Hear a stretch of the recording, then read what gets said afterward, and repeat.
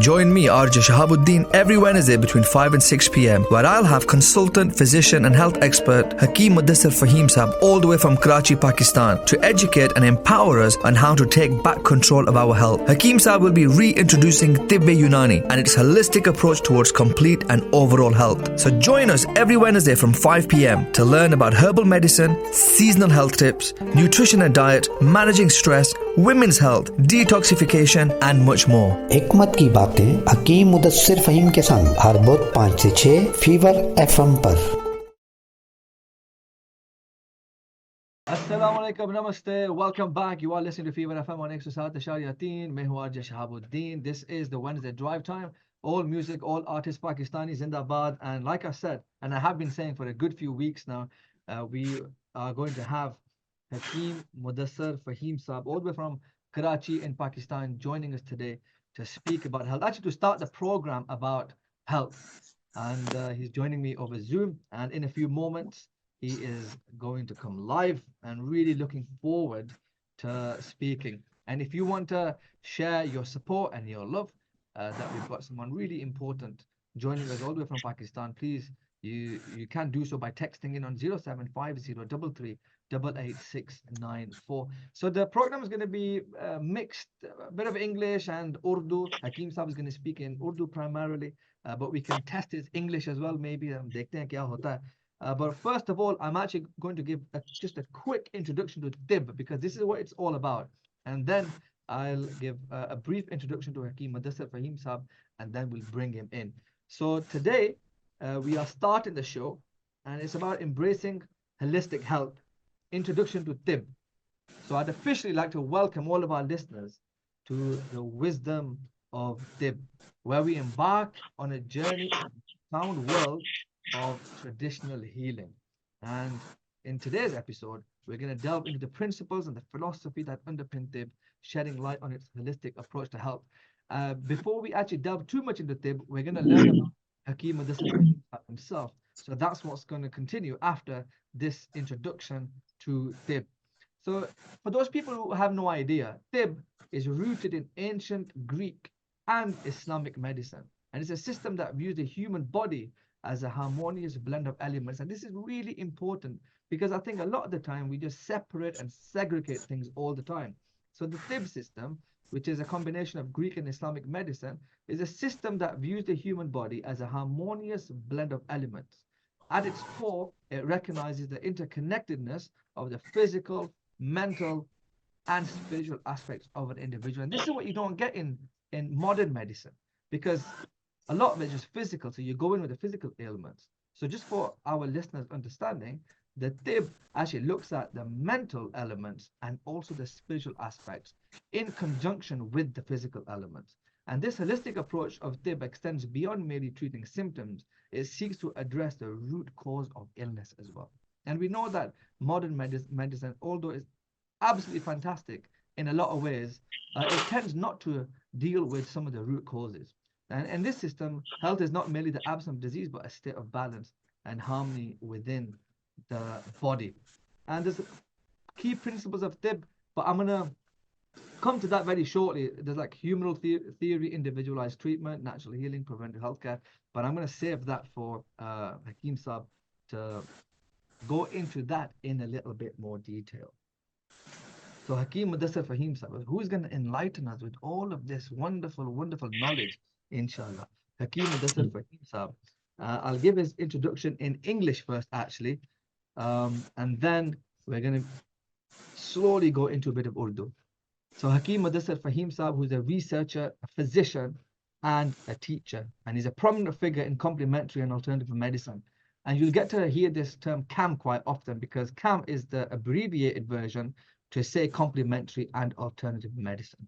So a researcher, physician, teacher, and a prominent figure in the field of complementary and alternative medicine, Mr. Mudassir Fahim is globally recognized as a distinguished herbal physician, known for his exceptional medical services, and carries an enduring legacy in the realm of complementary and alternative medicine.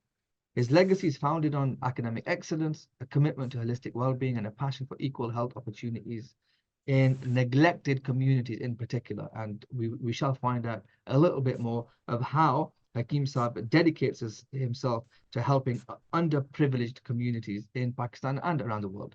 He holds a significant place in medical research circles worldwide as well. So it's not coming from his personal interest. He's actually a key figure in the research circles on a global level, encompassing areas such as Eastern medicine, yani the Greek methods of alternative medicine, cupping, hijama, which I think many people in the Western world are becoming familiar with, color therapy, and these are the next three things I don't think people are too much aware of. So I'm really looking forward to learning about this. Color therapy, reflexology, and meditation. And these practices offer solutions to personal life challenges, domestic turmoil, psychological issues, spiritual tranquility, and physical ailments, benefiting people from across the globe.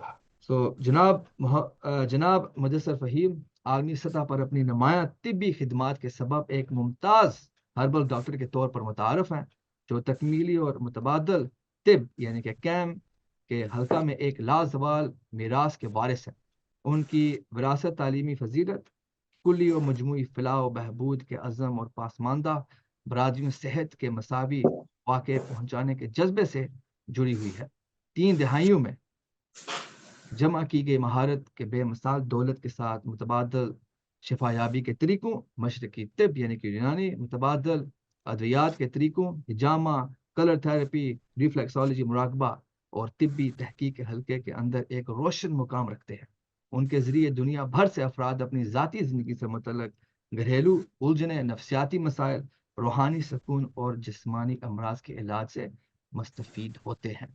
So after a very, very long introduction, I think that was quite important for me just to set the scene and the context, because जैसे मैंने बोला कि ये 12 हफ्तों का programme है, and Hakeem Mudassir Fahim Saab is going to be my co-pilot. You know, for the next 12 weeks, we're going to be doing at least 1 hour a week together. तो ये मेरे co-pilot भी हैं, and of course he's a teacher to all of us. So without further ado, Assalamu alaikum. वालेकुम अस्सलाम व रहमतुल्लाहि व बरकातहू। हकीम साहब, अल्हम्दुलिल्लाह इतने हफ्तों की, या मेरे ख्याल में शायद 2 महीने भी हो गए होंगे जब से हमने बात शुरू की थी, एंड अब हम उस मौके पे पहुंच गए हैं कि वे लाइव ऑन एयर। सो मुबारक। अल्हम्दुलिल्लाह, अल्लाह का बहुत एहसान। एक सवाल तो पहले ही आ गया, लेकिन मैं आपको दोहरा देता हूँ, लेकिन उसका जवाब अभी नहीं चाहिए। किसी ने ऑलरेडी पूछा कि can you please ask him about under active thyroid if you have time. So एक सवाल ऑलरेडी आ चुका, लेकिन उससे पहले we want to learn about Hakeem Mudassir Faheem साहब। और your healing journey commenced with a strong educational foundation closely linked to health sciences. तो ये काफ़ी दिलचस्प बात है, बल्कि मैं जो उर्दू वर्जन है वो शेयर करूँगी, क्योंकि हम उर्दू में अभी बात करेंगे। तो आपका तालीमी पस मंज़र सेहत की साइंस के साथ व्यवस्थित है।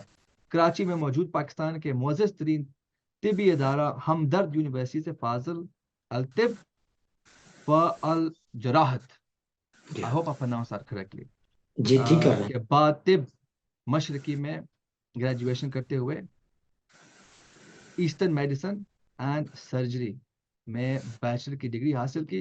इल्मी मशागल को जारी रखते हुए मास्टर ऑफ फिलॉसफी एमफिल के तहकीकी अलूम से खुद को मज़ीन कर रहे हैं। तो मेरा पहला सवाल यह है कि आपका ये शौक कहाँ से शुरू हुआ to do your graduation and your learning in this type of health? सबसे पहले बहुत बहुत शुक्रिया आपका, आपकी टीम का, रेडियो फीवर का, मुझे ये मौका दिया कि मैं आपके जरिए उर्दू हिंदी बोलने वाले इंडियन, पाकिस्तानी, बांग्लादेश, नेपाल और बाकी कम्युनिटी से कम अपनी मुखातिब हो सकूंगा और अपनी मैं कुछ बात रख सकूंगा। मेरा इतना अच्छा तारुफ आपने कराया कि मेरा इतना अच्छा तारुफ महल में किसी ने ऐसे किया भी नहीं होगा जितना अच्छा तारुफ आपने करा दिया, अल्हम्दुलिल्लाह। उसके अंदर देखें, जैसे मेंशन आपने किया कि मैं एक तिब्बी घराने से ताल्लुक रखता हूँ। मेरे वालिद हकीम फजल रहमान कुरैशी अल अज़ीमी के नाम से। वो कॉलम निगार भी थे, मुख्तलिफ अखबारात में लिखते थे, मुख्तलिफ मज़ामीन में लिखते थे जो इंटरनेशनल मज़ामीन थे। फिर कुछ ऐसा हुआ कि उनका इंतकाल हुआ। अचानक इनका इंतकाल हुआ था। उस टाइम हम लोग, मैं तिब के लिए, मैं उस तरफ मेरा रुझान था। मैं एक ऐसा बच्चा था जो बैक वक्त दो कश्ती में पाँव रखने का आदी था। तो एक तरफ मैं आर्ट्स एंड उसकी तरफ कुछ कर रहा था, साथ में मेरा रुझान था तिब की तरफ भी। तो मैं तिब की तरफ एडमिशन लेके सेकेंड ईयर में था कि मेरे वालिद साहब का अचानक इंतकाल कर गए। उसकी वजह से ये हुआ कि मेरे कुछ पेशेंट्स, जो हमारे जो फैमिली के जो पेशेंट्स थे, उनका नंबर बहुत ज्यादा था clinically, number one. Number two, मेरे वालिद साहब चूंकि वो राइटअप की तरफ थे, कुछ कॉलम निगार थे, जो लिखना लिखाना और पब्लिक से इंटरेक्शन वाला जो काम था वो मेरी तरफ आ गया। तो इस दौरान मुझे अपनी बेसिक तालीम जो थी, हमारे यहाँ जो पाकिस्तान के अंदर राइट जो बुनियादी तालीम है तिब की, उसको कहते हैं फाजिल तिब वल जराहा, FTJ के नाम से कहते हैं। वो भी मेरी गुड लक है, मुझे शानदार तरीन इदारा अंदर से हकीम सईद रहमतुल्लाह अलैह की मौजूदगी में, उनकी शागिर्दी में कहना चाहिए, मुझे वो अपना FTJ का 4 साल के मामला थे वो पूरे करने का मौका मिला। इस दौरान मैं कॉलम वगैरह लिखता रहा, पब्लिक इंटरेक्शन होती रही, खतूत आते थे बहुत ज्यादा, उन खतूत के जवाब देना, टेलीफोन कॉल्स अटेंड करना, उनको उसके जरिए डील करना। अब ये एक जोक, एक तो मेरा फैमिली बैकग्राउंड था, और अब मेरा ये जोक बन ही रहा, शौक तो बना था ही, लेकिन अभी मेरा जोक बनता जा रहा था। और मेरे इनके माहौल ही यही था। ठीक है, मेरी फैमिली के अंदर डॉक्टर हकीम ये थे। तो ये जो आपका सवाल था कि इस तरफ कैसे आपका रुझान बढ़ा, तो फिर ये हुआ कि मैं कराची जैसे गुंजानाबाद इलाके से, मेरे कुछ मेरा चूंकि ताल्लुक मेरा कुछ थोड़ा तसव्वुफ के साथ भी है, तो मेरे जो शेख हैं उन्होंने ख्वाहिश जाहिर की कि मेरा एक बहुत दूर दराज का इलाका है, पहाड़ी इलाका है, वहां पे थोड़ा सा इन खदमात को पहुंचाया जाए। तो फिर मैं वहां पे गया और फिर वहां रहना शुरू किया, फिर देखा समझा वहां के एनवायरनमेंट को। तो मेरे उस एनवायरनमेंट में ब्लू साइन बहुत ज्यादा है, या यकीनन ये ब्लू साइन जो है, ये इससे वास्ता इंग्लैंड के लोगों का बहुत ज्यादा पड़ता है, डिप्रेशन के हवाले से। बारिश वाला माहौल, डार्क माहौल, है ना, सूरज नहीं है। तो ये चीजें मिलके, अब्टाबाद का भी इसी तरीके से था जहाँ पे मैं रह रहा था, हमारा डिवीजन में। तो मुझे मैंने एक चीज तय कर ली थी कि जो भी हो जैसे भी हो, मुझे इस डिप्रेशन पे काम करना है, इन लोगों की डिप्रेशन पे काम करना है। यहाँ से मेरा टर्निंग पॉइंट शुरू हुआ। एज ए तालिब इल्म, सादे तालिब इल्म से मैं एक ऐसे अम, फिक्र अंगेज, फिक्रमंद किस्म के फिजिशियन की तरह मैं उस तरफ टर्न हुआ। तो उसके लिए फिर मुझे दोबारा से कंटिन्यू करना था, वो BMS मैंने किया दोबारा, वो 5 साल डिग्री। उसके बाद मुझे मैं फिर MPhil की तरफ आ गया। और ये सफर अभी भी मैं इस इस क्या कहना चाहिए, इस सफर में अभी मेरा, अभी मैं मुसाफिर हूँ, अभी तो सफर शुरू हुआ है। तो अल्लाह ने किया, आपके अल्हम्दुलिल्लाह। साथ मुझसे मुलाकात हो गई, जैसे तैसे करके अब मैं आपके सामने। और आप ये करते करते आप इस पोजीशन पे पहुंच गए कि आपकी जो मेडिकल सर्विसेज और एक्सपर्टीज पूरी दुनिया में इस वक्त अभी आपका एक्सपीरियंस हो चुका है। तो अल्हम्दुलिल्लाह। your contributions extend internationally, providing health service and medicine to patients from Turkey, Syria, Sham, UAE, Saudi Arabia, Thailand, यहाँ भी अमेरिका, कनाडा एंड यूरोप। तो इसके हवाले से देखें, आपने अभी जिक्र किया कि किसी पसमानदा इलाके में आप गए थे और माउंटेनस वहां से शुरू हुआ, लेकिन कुछ ही सालों में आपके पेशेंट्स पूरी दुनिया में हैं इस वक्त। जी हाँ। तो इसके हवाले से आप थोड़ी तफसील दें, किस किस्म के मसाइल लोग लेकर आते हैं आपके लिए और किस किस्म के खिदमात हैं आपके उनके लिए। अच्छा, मैं जो मेरे पास क्लिनिक पे जो पेशेंट्स आते थे, नंबर ऑफ पेशेंट्स वो ऐसा था, उसका कुछ ना कुछ ताल्लुक जो है वो था वो डिप्रेशन के साथ। जैसे वहां पे पेट के अमराज बहुत ज्यादा लोग लेके आने लग गए, कुछ डिस्कम्फर्ट्स, ठीक है, कुछ बाउल की मूवमेंट के अंदर डिस्कम्फर्ट्स, कभी वो लूज मोशन की बात कर रहे हैं, कभी वो कह रहे हैं कि जी हम कंफर्टेबल नहीं है वॉशरूम में, है ना। कुछ इस टाइप की कंप्लेंट्स जो जहां से मैंने जब गौर शुरू किया, तो वो सब के सब वो एंजाइटी एंड डिप्रेशन की वजह से था। बाउल मूवमेंट्स चेंज होना शुरू होती है, तो ज्यादातर लोग ये समझे कि हम गैस के मरीज हैं, हम कब्ज के मरीज हैं, हम पेचिस के मरीज हैं। लेकिन जिन लोगों को, जिन साथियों, जिन दोस्तों को, और फिर जिस पेशेंट्स को भी हमने ऐसी दवाएं दी जो डिप्रेशन के की कॉज पे काम करती है, तो हमने देखा कि उनका पेट ठीक हो रहा है। ठीक है, तो हम कहने को तो ये कह सकते हैं कि हमारे पास ज्यादा अमराज वहां पे आए पेट के डिस्कम्फर्ट के, लेकिन वो डिप्रेशन के पेशेंट थे। अच्छा, यही लोग थे जो जो आके हमें कहते थे कि वो इंसोम्निया के शिकार है, खास तरह की मैनियक कंडीशंस के शिकार हो रहे हैं। फिर उनके अंदर जो उनकी जो बच्चे आ रहे थे, जो अलार्मिंग था, और मेरी अपनी जो सारी खिदमात है मैंने कहीं मेंशन भी किया हुआ है, वो था सेरिब्रल पाल्सी के पेशेंट जो बच्चे हैं, सीपी चाइल्ड कहते हैं। तो वो बच्चे जो माँ बाप की अ, के करीबी कजन मैरिज और फिर ऑक्सीजन की कमी की वजह से होने वाले अमराज, खवातीन के हमारे यहाँ आपको पता है कि ब्लड प्रेशर हाई है। तो उस ऐसी कंडीशन में जो खवातीन जब वो बच्चे को जन्म देती हैं, तो उन बच्चे के अंदर उस टाइम पे वो हाइपोक्सिया वाली कैफियत शुरू होती है, उनके ब्रेन को उस टाइम पे ऑक्सीजन ना नहीं मिल पाता, तो उनकी ग्रोथ मुतासर हो जाती है।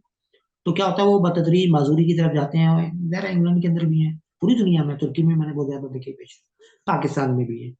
तो वो फिर ये वाले केसेस बहुत ज्यादा मेरे पास आए। फिर स्किन डिजीजेज ज्यादा है, उसकी वजह भी वही है कि सूरज के साथ ज्यादा इंट्रैक्शन नहीं है, वो पोर्शन आपके कवर है, ज्यादातर गर्म चीजों के साथ कवर है। तो ये इस तरह के मामला हैं। लेकिन मैंने किन चीजों को डिस्कस किया, चूंकि मेरा वास्ता मेरे रिसालों की वजह से, जिनमें मैं कॉलम लिखता था, वो इंटरनेशनल रिसाले थे। तो हमारे पास 10,000 खतूत आते थे एक महीने में। मैं यूनिवर्सिटी स्टूडेंट भी था, और मैं 10,000 खतूत एवरेज, ये मुझे नहीं पता था, ये हमारे इदारा बताते थे, या इस मरतबे की एवरेज आपकी 10,000 लेटर है, 10,000। मैं यूनिवर्सिटी में पढ़ता था, मैं जवाब भी देता था, उन्हें खतूत पे सो भी जाता था। तो उस चीज से ये हुआ कि मेरा वास्ता फिर हर किस्म के पेशेंट से पढ़ना शुरू हुआ, कुछ ना कुछ चंक्स मेरे दिमाग में जाना शुरू हुए। फिर मुझे उनके लिए चूंकि काम करना था। हमारे तिब में एक बात की जाती है कि किसी भी मर्ज की दवा इंपॉर्टेंट नहीं है, उस मर्ज का मरीज इंपॉर्टेंट है। अगर वो मर्ज का मरीज ही नहीं आएगा तो आप पढ़ेंगे कैसे, आपको पता कैसे चलेगा। फिर वो मरीज का वहां पे थोड़ा सा स्टेबल रहना, आपके साथ जुड़े रहना जरूरी होता है। हमारे यहाँ खासतौर पर पाकिस्तान में, इंडिया में भी इसी तरह, लेकिन पाकिस्तान के हमने देखा कि थोड़ा सा मरीज जो है वो चूंकि वेल अवेयर नहीं होता अपने डिजीज के हवाले से, तो वो थोड़ा सा जल्दबाज होता है।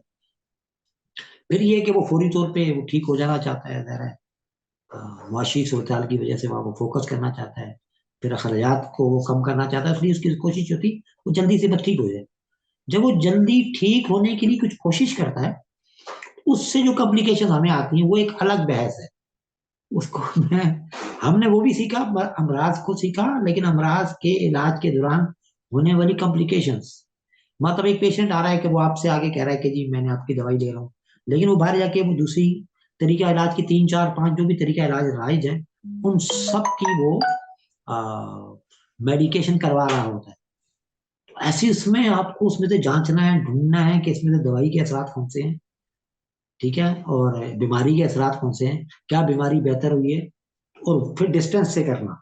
अभी तो अल्हम्दुलिल्लाह मीडिया का जमाना है, सोशल मीडिया के तवज्जुह से, जैसे भी हम इतनी दूर से बात कर रहे हैं, तो पहले तो फोन पे भी बहुत कम लोग अप्रोच कर पाते थे मुझे, लेकिन फिर भी वो उनका नंबर भी डेली के हिसाब से बहुत ज्यादा था। तो अब ये क्या, अब ये कहा जाए कि आपने ज्यादा किन पेशेंट से को डील किया। मैंने हर किस्म का पेशेंट डील किया, चाहे वो कैंसर है, चाहे वो एड्स है, चाहे वो कुछ भी है।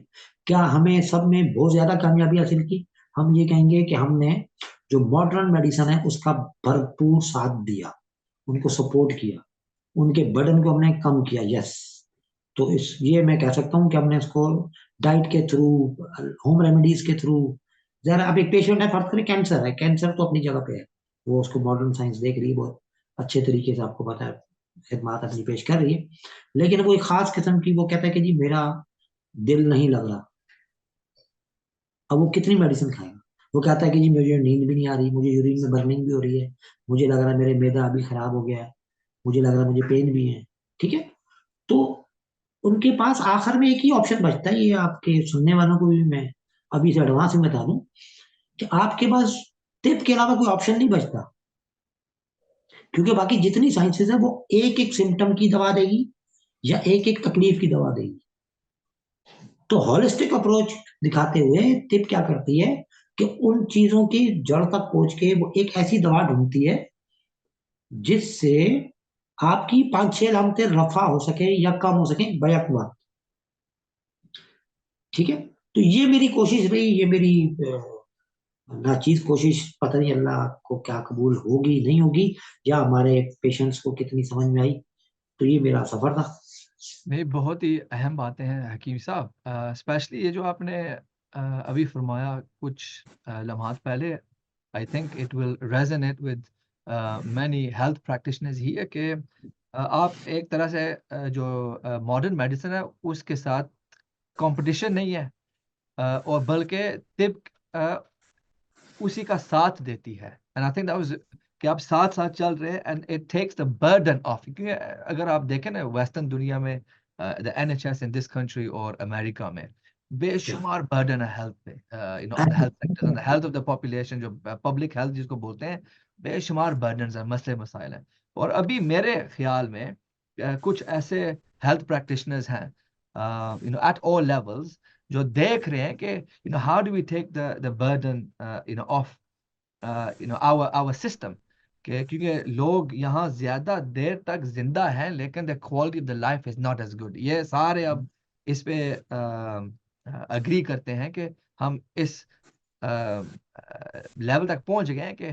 People, our medicine are working, people are living longer, लेकिन उनकी क्वालिटी ऑफ लाइफ जो है ना वो इतनी अच्छी नहीं है। और दूसरी बात जो मेरे समझ में, जब मेरे भी बल्कि डॉक्टर मोहम्मद सत्तार साहब वो यहाँ शो भी करते हैं और हमारी काफ़ी गुफ्तगू होती है उनके साथ, और वो ट्रेडिशनल डॉक्टर हैं, लेकिन इज़ वेरी ओपन, और हमने बहुत ही ओपन कॉन्वर्सेशंस एक दूसरे के साथ की हैं। और जो मेरी समझ में है कि हेल्थ सेक्टर, उसका मतलब है कि कम डॉक्टर, कम अस्पताल और कम क्लिनिक्स, आपको पता लगेगा कि you have a healthy population. ऐसे ही जितने है। ज्यादा डॉक्टरों की जरूरत पड़ेगी, जितने ज्यादा अस्पतालों की जरूरत पड़ेगी, जितनी ज्यादा क्लिनिक्स की जरूरत पड़ेगी, that means we are actually heading in the wrong direction. तो we have some very interesting conversations, और इसी लिहाज से ये जो आपने फरमाया कि it compliments the system to take the burden of the current health sector, this is really interesting. जी। अभी देखिए, आपने बहुत इंपॉर्टेंट बात की कि देखिए, किसी भी मुल्क में किसी भी जगह पे कुछ लोगों का कुछ फैसिलिटीज को ज्यादा प्रोवाइड करना, ये वहां की कामयाबी नहीं है, ये वहां की नाकामी है।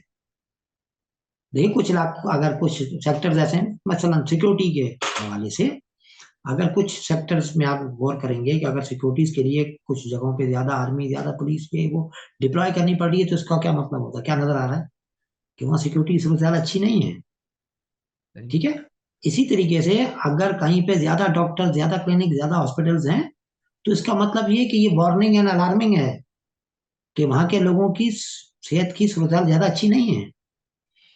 ठीक है, ये एक अच्छी बात है कि आप एक खिदमत देती हैं, अगर एक मुल्क की सतह पे जब कोई सर्विसेज दी जाती हैं बहुत जबरदस्त हैं, और वो एक मुल्क कोई सा भी हो, वो ये बर्डन अफोर्ड कर सकता है, लेकिन उसका असर क्या होता है? उनका असर ये होता है कि आवाम के ऊपर उसका बर्डन आता है, खासतौर पर गजा की शक्ल में।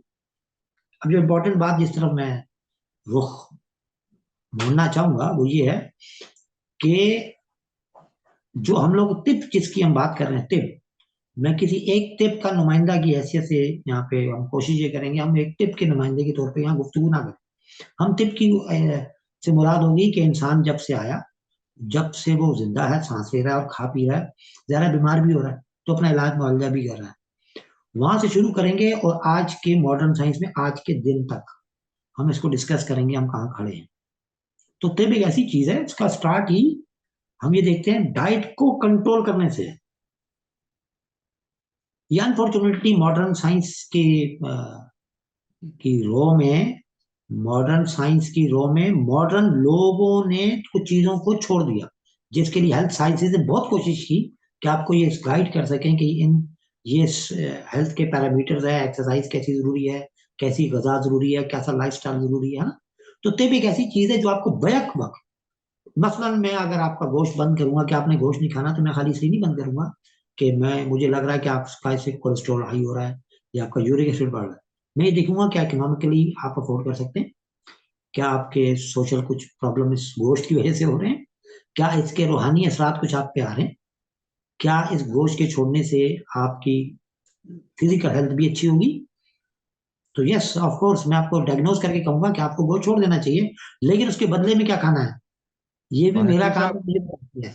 अभी हम इधर क्योंकि एडवर्ट्स का वक्त आ गया है, तो वो भी रेडियो पे चलाने पड़ते हैं, लेकिन this is a very good point two finish this little segment of now, क्योंकि अब आप अभी वो जो होलिस्टिक अप्रोच टू हीलिंग है इसी की या मिसाल दे रहे हैं। और सबसे इंटरेस्टिंग बात जो मुझे ये लगी है, क्योंकि हम तो बचपन से मानते आ रहे हैं कि एवरीथिंग इज इंटरकनेक्टेड, या लेकिन कुछ चीज़ों में जब हम हेल्थ पे देखते हैं तो वो इंटरकनेक्शंस हमें नहीं सिखाई जाती। तो ये या जो होलिस्टिक अप्रोच आप यू नो मुझे और हमारे सामीन कि इंशाल्लाह हमारे कलूब और हमारे दिमाग और ख्याल खोलेंगे इंशाल्लाह to explain more about addressing the spiritual, mental, emotional, physical aspect. और आपने बिल्कुल ज़बरदस्त गोश्त की मिसाल दी है कि आप अगर आपको गोश्त कम करना है या बंद करना है तो ये बाकी चीज़ों को साथ देखना पड़ता है। तो जब एडवर्ड्स के वापस आएंगे तो मैं चाहूँगा कि आप ये जो होलिस्टिक अप्रोच टू हीलिंग है इस पे थोड़ी गुफ्तगू करें और हमें समझाएं कि ये क्या दरअसल मैं है क्या। हाजिर मैं हाजिर मैं हाजिर। Thank you. Right, time for thank the adverts. Do not go anywhere. We're going to be back in a jiffy. खुश आमदीद and welcome back. This is Fever FM on 107.3 and मैं हूँ RJ Shahabuddin and joined by the wonderful Hakeem Mudassar Fahim Saab all the way from Karachi in Pakistan. तो हम अपनी गुफ्तगू को, ओह मेरी आवाज ही नहीं जा रही थी, ये इतना मैंने गप किया है और no one could hear it because मैं भी सोचा था यार आवाज नहीं आ रही। मैं आपसे बात कर रहा था हकीम साहब, लेकिन मैं आपसे बात करने के लिए मुझे फेडर नीचे करना पड़ता है। और ठीक है। अभी जो है ना एडवर्ड का फेडर नीचे किया, खत्म हुआ, लेकिन अपने माइक का ऊपर नहीं किया। तो मैं ये फरमा रहा था कि खुश आमदीद, वेलकम बैक। मैं हूँ RJ Shahabuddin and you are listening to the drive time, Wednesday drive time, all music, all artists Pakistani, but this time we've taken a bit of a break. We have a wonderful Pakistani all the way from Karachi, Hakeem Mudassar Fahim Saab, who is expert on तिब। तो इस programme का नाम तो हमने बताया भी नहीं है कि तिब्बी हिकमत की बातें। ये दुरुस्त है हकीम साहब के यही नाम? या हम रखते थे तिब की हिकमत, तिब की हिकमत, wisdom of tibb. Wisdom of tibb. चले इंग्लिश में विजडम ऑफ तिब और या तिब की हिकमत। तो ये है हमारे वेंसडे का programme, 5 to 6 every Wednesday for the next 12, well 11 weeks, so it's 3 months, so we've the first show is today for the next 11 weeks. And just before we left, we were nicely coming on to explaining and describing the holistic approach that Tib gives towards our health and healing. And Hakim Dasar Fahim staunchly advocates for holistic healthcare, addressing the spiritual, the mental, emotional, and physical aspects of patients' lives.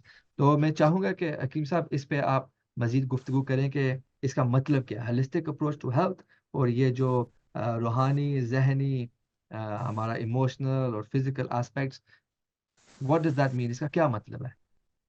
देखिए शाह भाई, इंसान एक ऐसी तखलीक है, ऐसी एक मखलूक है जो कि ठीक है मटेरियल से बना हुआ है, वो एक मादे से बना हुआ है, उसके अंदर मटेरियल है, लेकिन सिर्फ वो मटेरियल नहीं है। ठीक है, जहां उसका वो एक छूने वाली चीज, महसूस करने वाली और दिखने वाली चीज है, उसके साथ उसके अंदर एक बड़ी इंपॉर्टेंट चीज है, वो है इमोशंस है उसके साथ। उसके बाद वो दोनों चीजों का इस्तेमाल करते हुए एक पर्सनैलिटी रखता है। फिर उसके साथ उस जो पर्सनैलिटी रखता है तो वो अपना एक स्टेटस बनाता है, उससे वो अच्छा या बुरा करके जो कुछ वो जमा करता है वो एक रूहानियत का एक बर्डन लेके चल रहा होता है। ठीक है, तो अमराज को जब हम डिस्कस करते हैं तो अमूमन ये कहा जाता है कि जब उसका बर्डन रूहानी तौर पे बढ़ता है तो उसका असर जिस्म पे पड़ना शुरू होता है। पहले औरा को बीमार करता है, बीमार होता होता आपके जिस्म पर आता है। इससे पहले इसको समझने के लिए, चूंकि हमारे सामईन बहुत तवज्जो से इसको सुन रहे हैं, तो उनके इल्म में मजीद इजाफे के लिए और उनके भलाई के लिए, उनके फायदे के लिए मैं कुछ चीजें अर्ज करना चाह रहा हूँ, वो उसको सुने, ताकि हमारी हमारी जो आगे जो 11-12 हफ्ते जो चलेंगे, चूंकि इसके गेट चलने इसी से मुतलका हम लोग इलाज मुआवजा भी पेश करेंगे, लेकिन इस प्रोग्राम का मकसद सिर्फ इलाज मुआवजा बयान करना नहीं है। हम इसके जरिए ही चाह रहे हैं कि आपको एजुकेट करें कि आप अपना ख्याल बीमार होने से पहले कैसे रख सकते हैं, बीमार होने के बाद डॉक्टर तक पहुंचने तक कैसे कर सकते हैं, डॉक्टर के पास पहुंचने के बाद उनका बर्डन कम करने के लिए मजीद जल्दी से रिकवरी कैसे कर सकते हैं, कुछ चीजों की एक्स्ट्रा सपोर्ट हासिल करते हैं। सबसे पहले देखें, समझने की चीज ये कि ये तिब है क्या जिसको हम डिस्कस कर रहे हैं। अमूमन लोगों का की मिसकंसेप्शन ये है कि तिब मशरिक, क्योंकि एक वर्ड यूज हो गया, हमने इस्तेमाल किया, मेरी मैं डिग्री के साथ भी ईस्टर्न मेडिसिन लगा हुआ है, लेकिन जिस तिब को हम डिस्कस कर रहे हैं वो है अमूमन उसके जो अज्जा हैं, बड़े अज्जा हैं, वो है तिब्बी यूनानी, ग्रीको अरब मेडिसिन कहलाती है। और ग्रीस जो है आज भी वो यूरोप का हिस्सा है, यूरोप में है। अब इस बात को ये समझिएगा, इंपॉर्टेंट चीज है। तो हम ये कहेंगे कि रोमन और ग्रीक लोगों ने कुछ चीजों को एब्जॉर्व किया। वो इंटरेस्टिंग है, जो मेरी तहकीक में सामने आया वो ये है कि जब इंसान पैदा हुआ, खाया पिया, बीमार हुआ, चोट लगी, उसने किसी न किसी तरीके से डील करता रहा अपने आप। कुछ लोग अफ्रीका में रह रहे हैं, कुछ श्रीलंका में रह रहे हैं, कुछ इंडिया के बाकी इलाकों में रह रहे हैं, कुछ जापान में रह रहे हैं, जो चाइना में रह रहे हैं, अमेरिका में रह रहे हैं, जो भी वट है, कुछ यूरोप में रह रहे हैं, कुछ यकीनन ग्रेट ब्रिटेन में रह रहे थे। तो उनका आपस में इंटरेक्शन नहीं था, तो वो लोकली रहते हुए खा पी के या जिंदगी गुजारते हुए वो बीमार हो रहे थे। और बीमार होने की के लेवल्स थे, ये नहीं कि सिर्फ वो पेट उनका खराब हो रहा है, पेट खराब है तो उनकी नींद पूरी नहीं हो, नींद पूरी नहीं, इससे इंटरकनेक्टेड है। नींद पूरी नहीं हो रही तो अब उसका गुस्सा बढ़ रहा है, गुस्सा बढ़ रहा है तो वो गुस्सा कर रहा है, गुस्सा कर रहा है तो आपस में सोचली वो खराब हो रहे हैं, सोचली वो खराब हो रहा है तो तनहा हो रहा है, तनहा हो रहा है तो वो नफसियाती तौर पे अपने आप को डाउन महसूस कर रहा है, डाउन महसूस कर रहा है तो वो अपने खुदा से, अपने जो भी उसका तरीका इबादत उससे भी दूर हो रहा है, गुस्से का इजहार कर रहा है। तो उसको फिर फील हो रहा है, गिल्ट फील हो रहा है कि जी मैं स्पिरिचुअली भी पीछे होता जा रहा हूँ। तो एक बर्डन पे बर्डन पे बर्डन बढ़ता जा रहा है। अब मुझे एग्जैक्ट कॉज ढूंढनी है, वहां पे मैंने वो जगह डालनी है, वो चीज अपनी आपको कंट्रीब्यूट करना है कि मुझे कैसे इसको निकालना है, कहाँ पे करना है। ये सोचने से ज्यादा गड़बड़ कर दी है या उस गोश्त ने गड़बड़ की थी जो मैंने बंद किया था, ठीक है। तो हम ये कहना चाहेंगे कि जब इंसान बीमार होता था वो अपने आप को डील कर लेता था, इसको हम ये कहेंगे फोक मेडिसिन कह लें, ट्रेडिशनल मेडिसिन कह लें। लेकिन इसकी इसके जो इसकी बुनियादें कब, इसके असूल कब वजह किए, वो था बुकरात, ठीक है, हिपोक्रेट जिसको कहते हैं। हिपोक्रेट ने कुछ उसका ताल्लुक बना, उसका वास्ता बना, क्योंकि यूनान, ग्रीस, रोमन उसके जमाने में एक सेंटर पॉइंट था, सब लोग वहां गैदर होते थे, जमा होते थे, ये लोग भी वहां जाते थे। तो इसने ऑब्जर्वेशन शुरू की, अपने पहले इर्द गिर्द शुरू की, उनमें से जो ट्रीट होने की जो वजूहत हैं, जो लोग हील हो रहे थे, उसको उसने गैदर कर लिया। मसलन एक साहब के पेट में दर्द हुआ ब्रिटेन में, उसने रोजमरी खाया, उसको लगा पेट का दर्द ठीक होता है, तो उसने रोजमरी इस्तेमाल करना शुरू कर दिया। ऐसा ही पेट का दर्द हुआ ईरान वालों को, उन्होंने वहां पे पुदीना खाया, उससे ठीक हो गया। ऐसे श्रीलंका में हुआ पेट का दर्द, उन्होंने काली मिर्च खाई, ठीक हो गया। ऐसे ही पाकिस्तान, इंडिया के अंदर उन्होंने खाया, उन्होंने अजवाइन खाई, ठीक हो गया।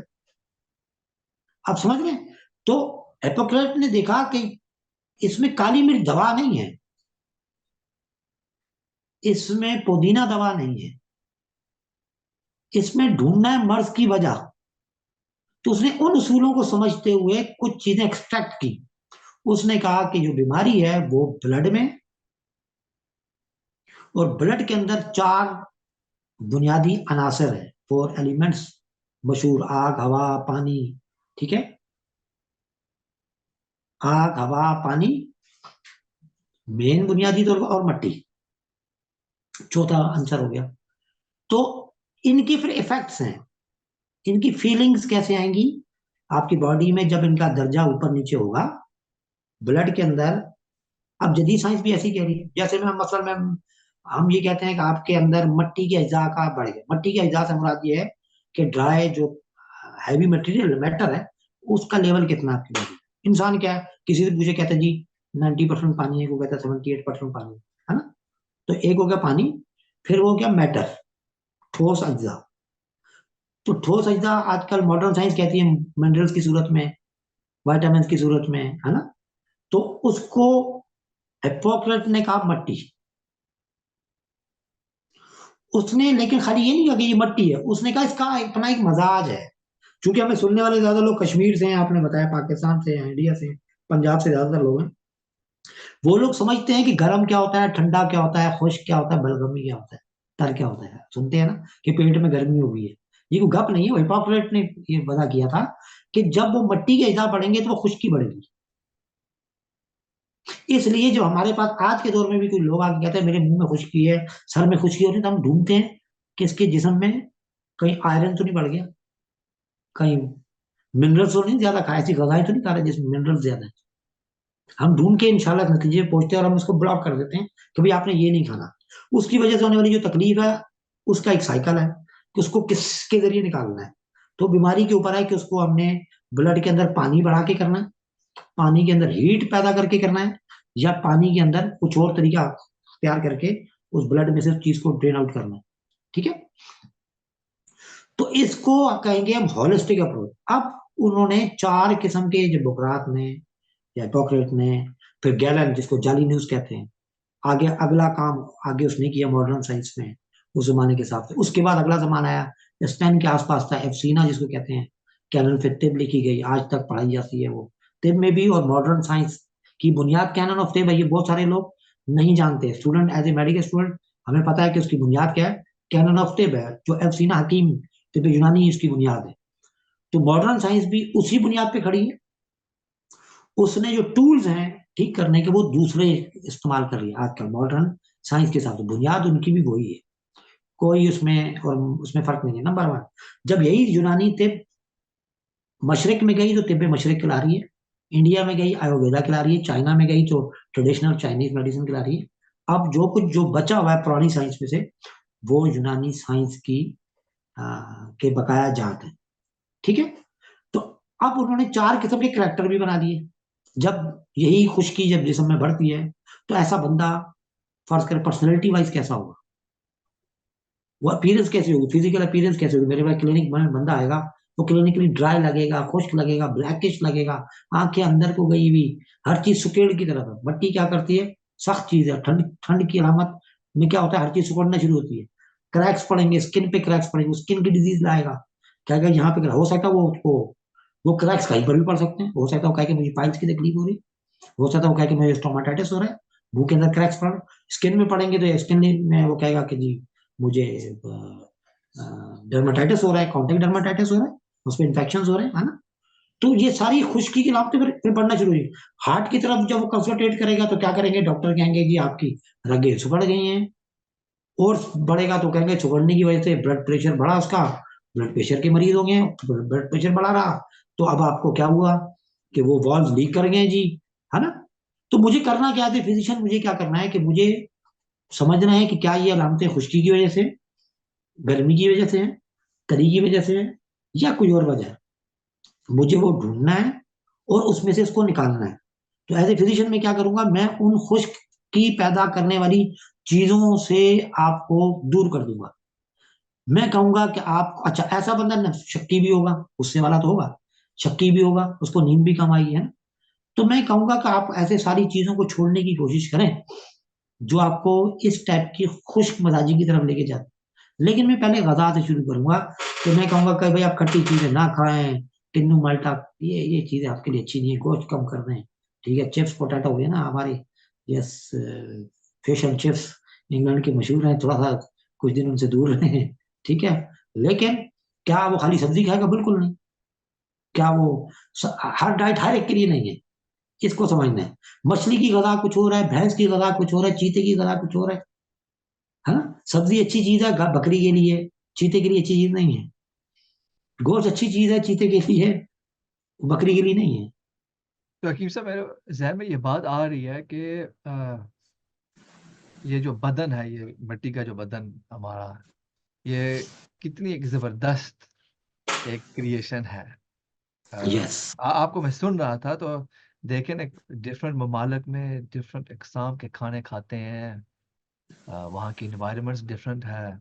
कुछ गर्मी और ड्राई इलाके हैं, कुछ गर्मी और वेट इलाके हैं, कुछ ठंडे इलाके हैं, और अपने अपने खाने हैं, लेकिन ये जो हमारा बदन है, इस सब को कैसे अडेप्ट करता है और इतनी चीज़ों को एक्सेप्ट करता है, उनको इस्तेमाल करके फिर खारिज भी करता है।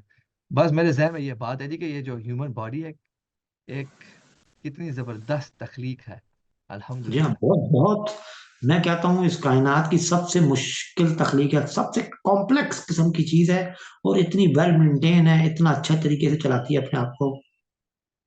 बजाय लगता है वो अपने आप को खुद चला रहा है, लेकिन आपको पता है बड़ा मजबूर किस्म की मशीनरी है ये इंसान की, कहीं पर भी स्टॉप हो जाती है किसी भी वक्त। ठीक है, इट्स तो इसको अपने आप इट्स को मेंटेन करना पड़ता है। it's so complicated या and so fragile at the same time, लेकिन बहुत ताकत रखने वाली और ड्यूरेबल भी साथ साथ।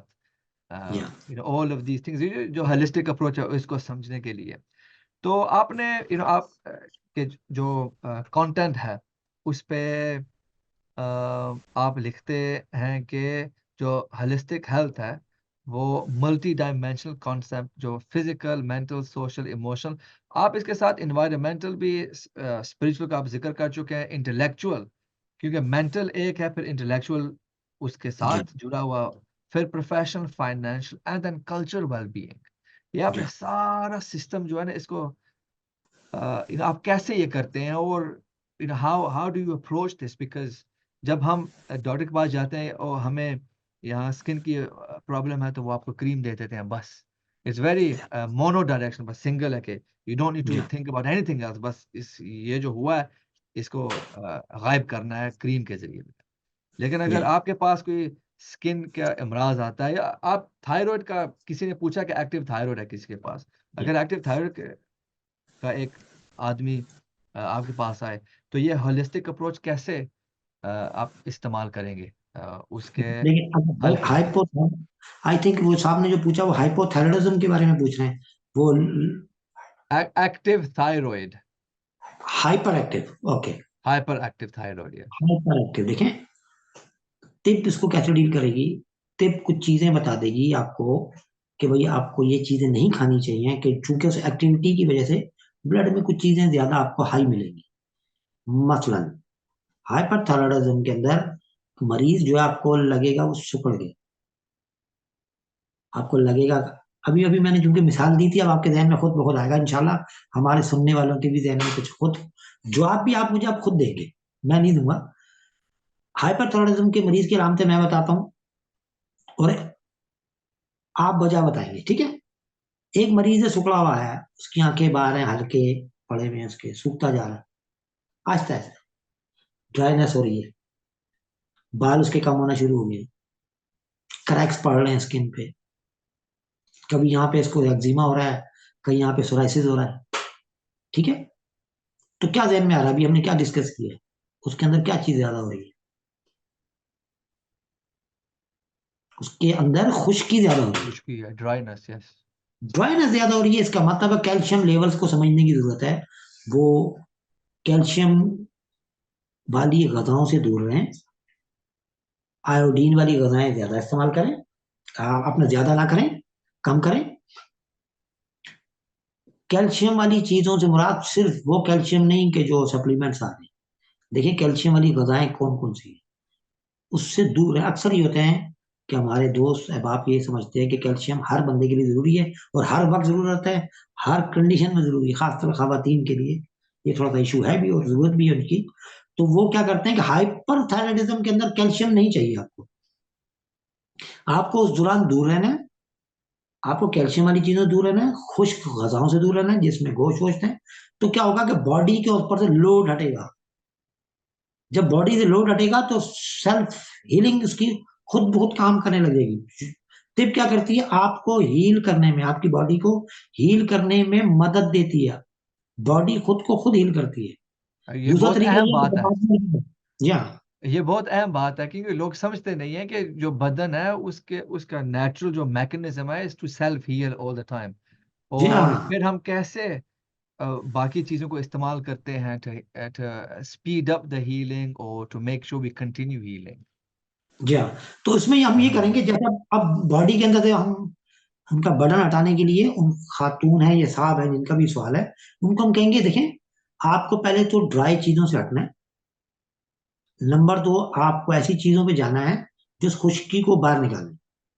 अब हम उसकी मिसाल भी कहाँ से लेते हैं, हम लेंगे मौसम से।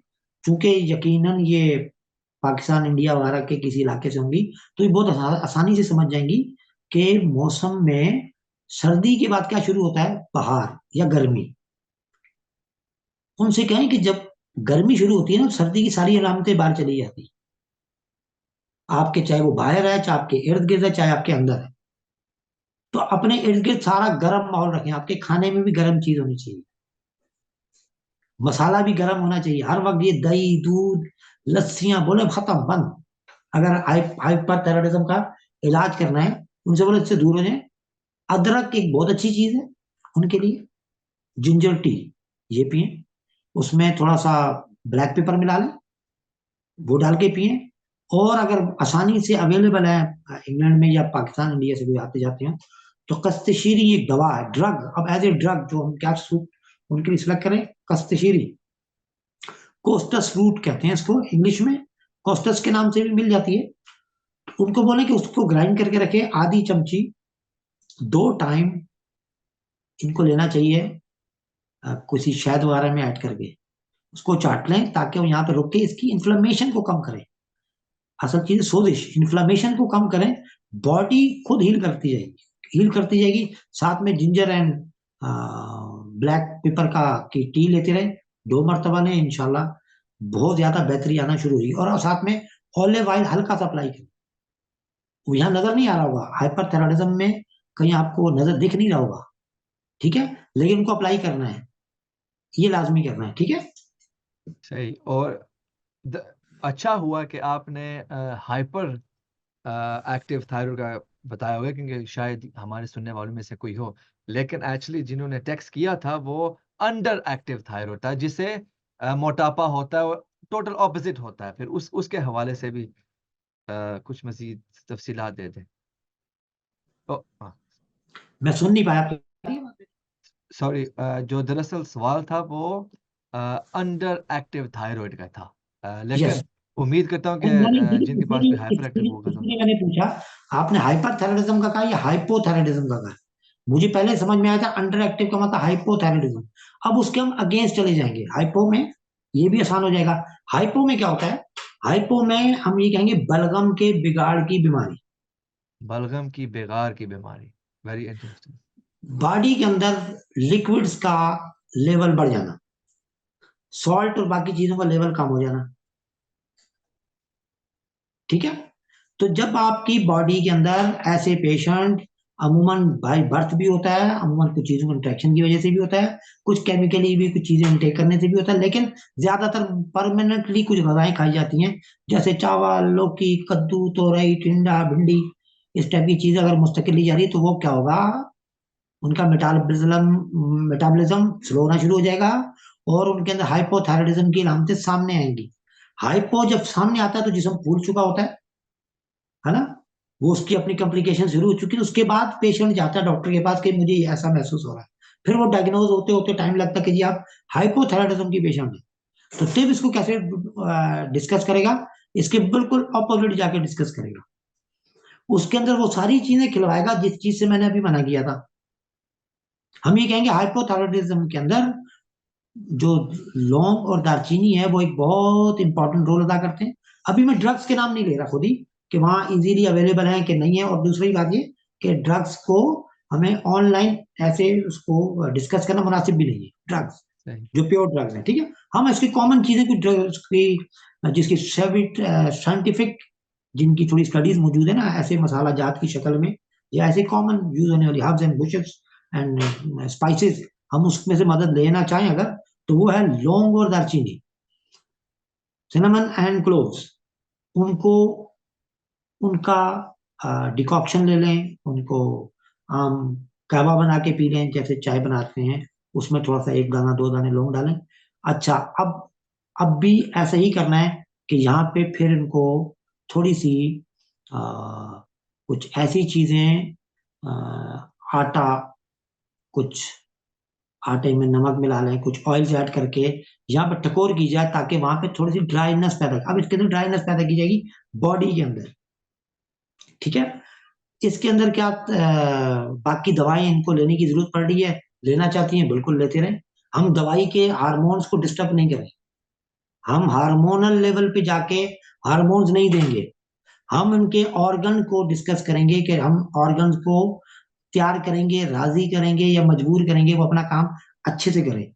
ठीक है। हकीम तो हम साहब, ये कहेंगे कि इनको कुछ ऐसी गजाएं नहीं खानी चाहिए जो इनकी खराबी कर दी, चावल वगैरह जो जिसका मैंने नाम लिए वो नहीं खाना चाहिए, और इनको लौंग दालचीनी लेना चाहिए।